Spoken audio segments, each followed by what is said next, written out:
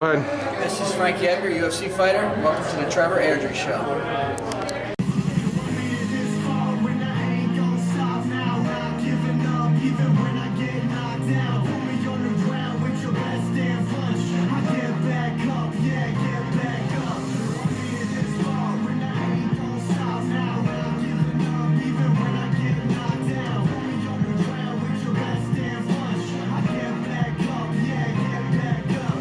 Welcome everybody to episode 17 of the Trevor Airdrie Show. I am your host, Trevor Airdrie. Special shout out goes to my boy Sharon for the theme song, Get Back Up. You can purchase that or any other Corey's music at www.sharon69.bandcamp.com. Without anything further, on to the show. This show is a special edition. PFC 2 just happened this past weekend. Incredible card, incredible job by Jamie Champion and crew. Shout out to Adam Martin for, hooking me up at the event. Fantastic. They treated the media like gold, which once again, I can't thank them enough for. And for a show that was, hurt with injuries to guys like Jesse Gross, guys like Joel Paquette, Chris Lee Byrne, fights that were changed via the commission. Great job, and still an incredible night of fights. They had 9 fights on the card, and we'll dive right into them. The main event was for the inaugural PFC strawweight title, 115 women. It took place between number 1 and number 2 in Canada, between Ronda Marcos and Linnell House. It was exactly what was put on paper. We had Ronda Marcos getting an armbar submission over Linnell House at 157 of round 1 to become the first PFC champion, nonetheless, in the strawweight division. I would look out for both of these girls, maybe to check out Tough 20. That is the launch of the UFC strawweight division. And, Ronda brought it. Like, I was expecting a 5-round fight. I was expecting, Linnell House to get some good shots in. And Ronda just went right for the game plan, took her down, and secured a submission. Ronda, I can't say enough about. She's very, very good on the ground. Some very precise striking. And Linnell House, she has some incredible knockout power. So it's a good thing that Ronda did take it to the ground, because I think if that fight would have stayed standing, I think the advantage would have went to House. But once again, Ronda Marcos is the first PFC champion in the strawweight women's division, and the first ever PFC champion nonetheless.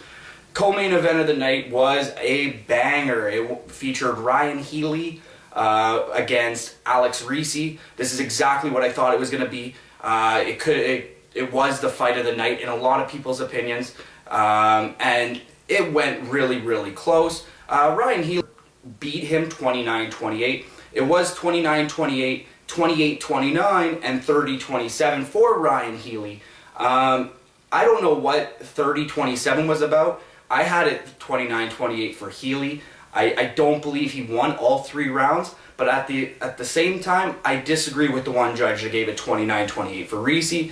I just think Healy, he was more precise in 2 of the rounds, and nonetheless, Healy was the victor in that one. He did win via split decision, so all 3 rounds there.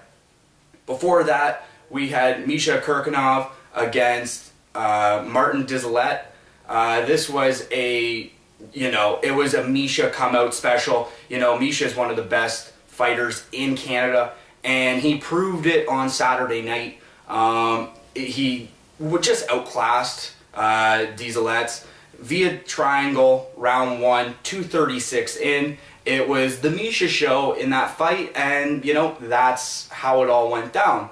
Before that, we had Brian Jordan out of Adrenaline Training Center against Jeffrey Fuchs. Brian Jordan just demolished Fuchs in this fight. It was quick. It was a TKO via ground and pound. Round 1, 36 seconds in. This is your heavyweight fight. It's either a quick knockout or it's a long decision. But Brian Jordan definitely was hungry. He was disappointed with being out of PFC 1 due to an illness of his opponent. He came out there swinging, and, I wish nothing but the best and a speedy recovery to Jeff Fuchs, who appeared to have broken his leg in, the decision, but he still didn't tap. That is a fighter right there. Jeff Fuchs, I was very impressed, even in the losing side, that he didn't tap after breaking his leg. Kind of like the Anderson Silva break, but, we'll see what the injury report is on Fuchs in the next coming days, next coming weeks, and I wish him nothing but a speedy recovery. And Brian Jordan, that heavyweight, I would not want to be an opponent against him. He's a big boy, and, he just looked mean in that cage. Before that, we had Kyle Preplik against Kevin Marin. Kyle Preplik, he's just a beast. He's one of those guys that you gotta watch out for in the Canadian circuit. If he's fighting in a town near you, definitely go out and check out this kid. Kyle Preplik defeating Kevin Marin via unanimous decision, 29-28 3 times. A little bit of, issues in the first round, definitely shake the cobwebs off and just dominated the rest of the fight. And, hats off to Kyle Preplik and, Kevin Marin. They arguably could have been the fight of the night if they weren't followed by Ryan Healy against Alex Reese. Before that, we had our boy from Fear the Fighter Training Academy in Kitchener, Ontario, Devin Murray. He fought David Hale. Devin went in with a game plan and, was wobbled with a strike not early in the fight, but came back and just once he took David Hale down, it was just lights out. It was, it was the Devin Murray show once he had him down. Hale is a accomplished Muay Thai striker, and he looked really good standing up. Unfortunately for him, Devin took it to the ground, went directly by game plan, and secured a rear naked choke at 2:59 of round 2. And Devin Murray, 6-1 now. A fight that makes sense to me is him against Kyle Preplik, even though, it's one of those fights that I'm friends with both guys, but it's the fight that makes sense at the 155 division in Canada right now. I could see those two main eventing a PFC card, maybe PFC 3. I'm not exactly sure, but it's the fight that makes sense. And Devin Murray looked incredible, an incredible training camp he had, and looking into that, it was just incredible. And if you want to train with Devin, you can go down to 512 Charles Street East in Kitchener, Ontario. Fear the Fighter Training Academy, you can go to www.fearthefightertrainingacademy.com, and you can sign up today through Chad and Kyle. Great people, great gym. They just had Shamrock there on the weekend, so definitely check them out. And, if you're in the Kitchener area, you can also train with Devin, who, at 6-1, he might be on a radar very soon of a bigger promotion, or maybe, not closing the door to PFC 3. A Preplik fight makes sense, so, look out for Devin Murray. Before that, we had Kyle Nelson versus Alex Halakis. Nelson, got the unanimous decision here, 30-27 times 2, 29-28. I had Nelson 30-27. I thought he won all 3 rounds. But, in the hands of the judges, 29-28, it's still a unanimous decision, so it really doesn't matter. And before that, we had Scott Hudson defeating Joel Corbett via TKO punches, round 1, 3-13. Scott Hudson is one of those comeback kids. I'm going to call him Scott the Comeback Kid Hudson because, he looked like he was in a little bit of trouble at the beginning of this fight. Much similar as the Score Fighting Series 6 where he fought Kyle Post in a lot of trouble. Somehow, some way, lands that mystical shot, and the comeback kid, Scott Hudson, did his job and got another TKO victory. And then starting off the night, we had Rafael Palomiquez. I apologize for butchering that name. He defeated Ryan Waterman via TKO, 5 minutes round 1, doctor stoppage. He was all over Waterman. He just, he had him down. He was grinding him out. If the fight round would have lasted 10 seconds longer, I think it would have been TKO via strikes. It was one of those fights that he just swarmed him, and Waterman really had nothing to defend him against. It was just pound, pound, pound, pound, pound, and, the doctor stoppage, it was completely correct. If it wasn't that way. There was an arguable that the ref could have jumped in at the end of round 1, but let it go, and then the doctor stepped in after the round and said, no, that's enough punishment. And yeah, so that started out the night. So I did a little bit of awards myself for the card. Fight of the night, definitely Ryan Healy against Alex Reese. These two warriors went to war and just dominated each other. Healy getting the victor there. KO of the night, I would have to go with Brian Jordan just because he looks so good. And 36 seconds in, he just crushed Jeff Fuchs. And once again, wishing Jeff Fuchs a speedy recovery. And then my submission of the night went to Misha Kirkinov with that triangle choke. He just looked dangerous in the cage, and I would not want to be an opponent going forward for him. So that's all I got for the PFC 2 recap. Once again, I want to thank Jamie Champion and Adam Martin and the whole crew at PFC. Incredible show once again, guys. I give my fullest regards to that, my fullest thank you. M&A Sports Media was proud to be there. A couple of notes to take away from it. Probably about 85% sold out, so an impressive crowd came out.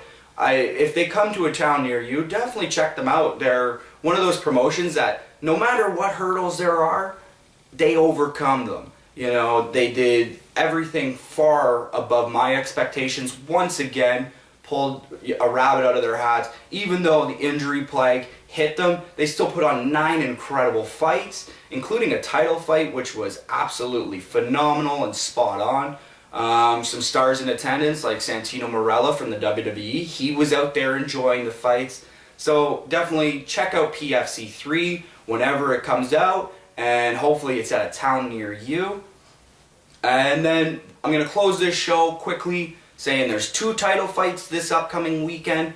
Bellator has Daniel Strauss versus Pat Curran.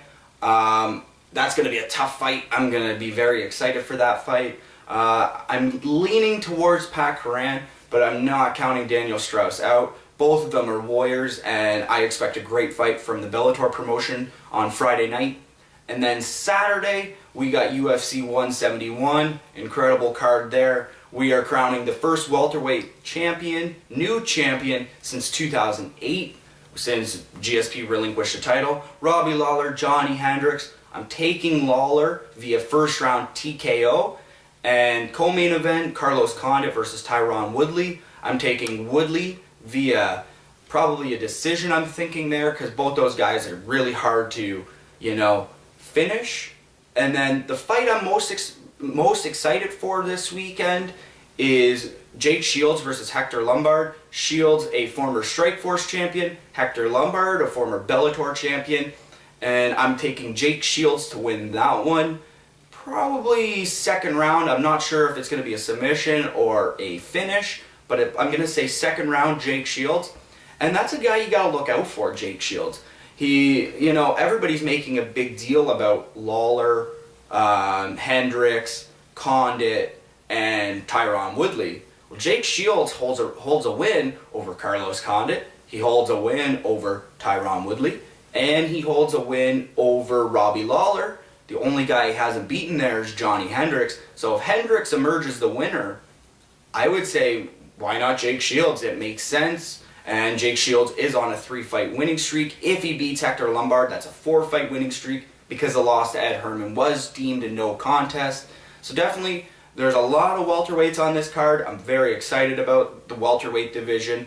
So definitely check out UFC 171 this Saturday. And that's all I got today. Thank you for joining me for the PFC 2 recap.